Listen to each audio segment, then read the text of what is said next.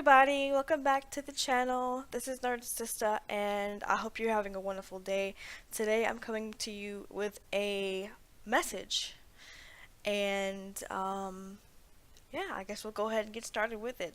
As you can see, it's about how we don't know what good really feels like, and I will go into that. So I first kind of want to start out with an example of myself and my cat. Okay. And you can kind of, if you don't have any pets, if you do have pets, you can relate it to your pets. If you have children, you can relate it to your children. I don't have children, so I'm going to relate it to my cat. First of all, I'm lord over my cat. Yes, we are lords over animals, over the earth, because the Lord God in the beginning gave man dominion over the earth. So, my cat, I have to take care of her, right? Her name is Nixie, by the way, she didn't know. I have to take care of her. And I have to bathe her, I have to brush her, do different things like that, give her medication, and of course, she doesn't like it. She squirms. It makes her very uncomfortable. It doesn't necessarily hurt her, it just makes her uncomfortable. And it makes her squirm, and she tries to, wriggle out of my arms and stuff like that. But you know what? What I'm doing to her, I'm not just doing it willy-nilly. I'm not just doing it because I can. I'm doing it for her good. Every time I give her some medication, I'm doing it for her good. Every time I'm giving her a bath, I'm cleaning her for her good. When I brush her, I'm doing it for her good. So I look at that in the same relation how it is for the Lord in us. When the Lord does something to us or allows something to happen to us, what I think is his original intention is to let that happen to us for our good. So whatever trials that we have, whatever tribulations that we go through, many times if it was sent by God, well, how about this? Every single time that it is sent by God, it's always for our good. It doesn't always feel good, but it's for our good. And a lot of times we're wondering, well, while we're going through this, we're wondering, okay, really, God? What's really going on? Why is this happening? Where are you? But again, the trial that we're going through is for our good. So, yeah. That being said, let's see. I'm actually reading off of my notes, so pardon me for any pauses. So yeah, basically when I'm cleaning my cat, when I'm giving her a bath, she squirms, she doesn't like it. You know how cats hate water, you know? But even water is good for my cat, it's for her good. It cleanses her from the dirt, from the fleas, and whatever else that may be on her. It cleanses. Even though it makes her uncomfortable, it cleanses. And after she's had the bath, after she dries and things like that, she feels a lot better. And so it's the same way for us. We squirm and we try to wriggle and we don't like it because we feel uncomfortable when God is giving us a trial to go through. But at the end of it, we are so much better from it. We are so much stronger, But that was the Lord's intent in the first place, to make us stronger. That is something that's good that happens from it.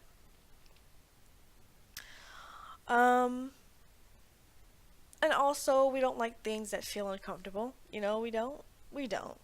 And I have to mention also that we were brought up and born and raised into a world that's filthy and corrupted. So, the things that we consider bad, well, they kind of aren't bad. I mean, think about it. We were brought up into a bad world. So if we were brought up and raised into this bad world, we think that anything that opposes or that's different from this bad that we've been raised in is actually, we think that the opposite is bad, but really the opposite of bad is good. So yeah, just marinate on that for a little bit. Just marinate on that, chew on that for a bit, okay? So anyway, when these things happen to us, we only think that they're bad. And I'll give you an example. When God pulls us out of sin, okay?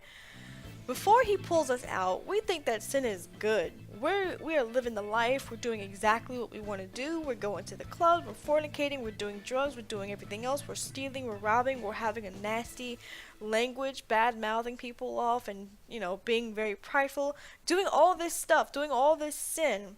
And it feels good and it feels right. Otherwise, we wouldn't be doing it, right? But as I've said before, we have to remember we were born and raised in a corrupt world.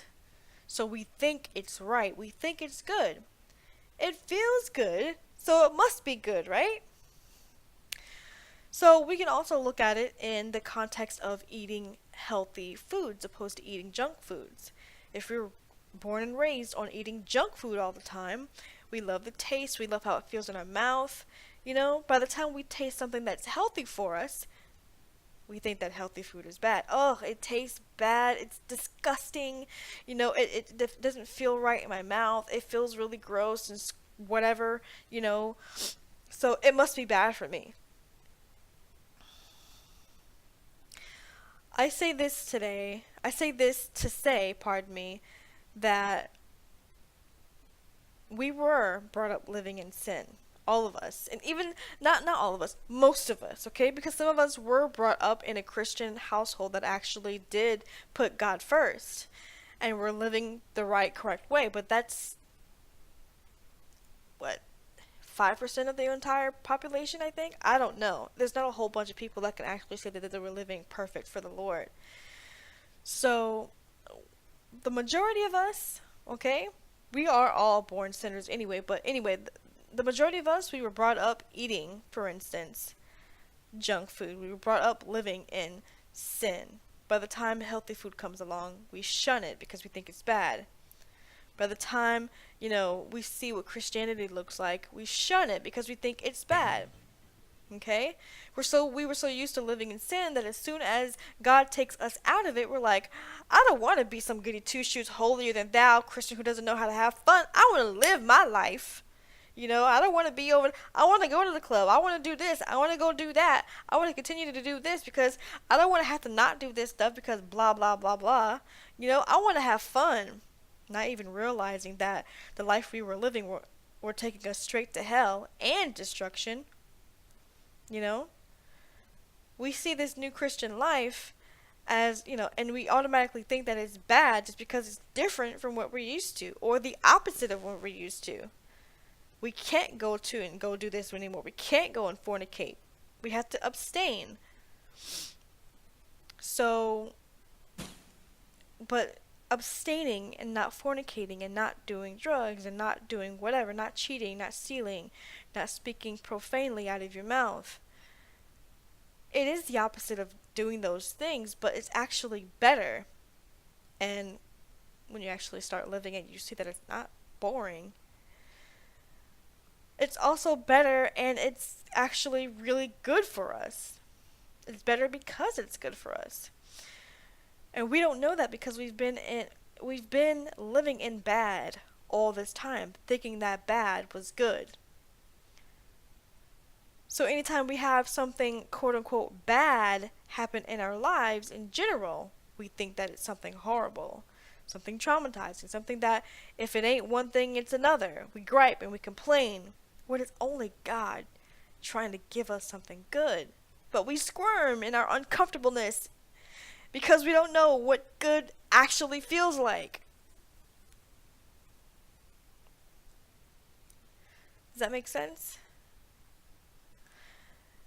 I think we can sometimes, because God does give us good things, and we can recognize some of those good things as good. But there are other things that we have to go through trials for. We have to things that actually take time to go through and is uncomfortable because it takes us out of our comfort zone. It takes us out of what we know. It takes us out of, what we're used to.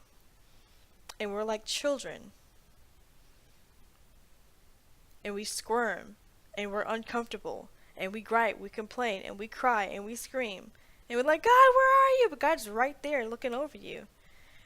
Allowing this thing to happen to you so you can become stronger, so you can become better, so you can become pure in His sight, acceptable in His sight.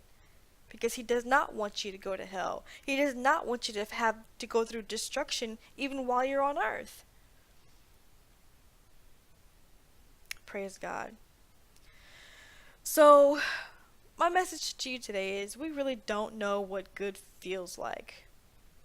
We don't know what good tastes like. We don't know what good looks like until we look at Jesus.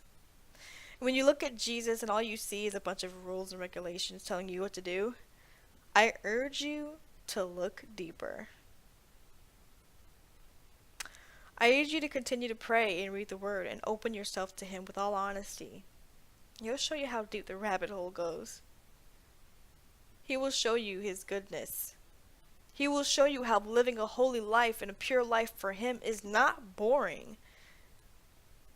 He'll show you the difference between good and bad, and He'll take you out of that lie that you were living.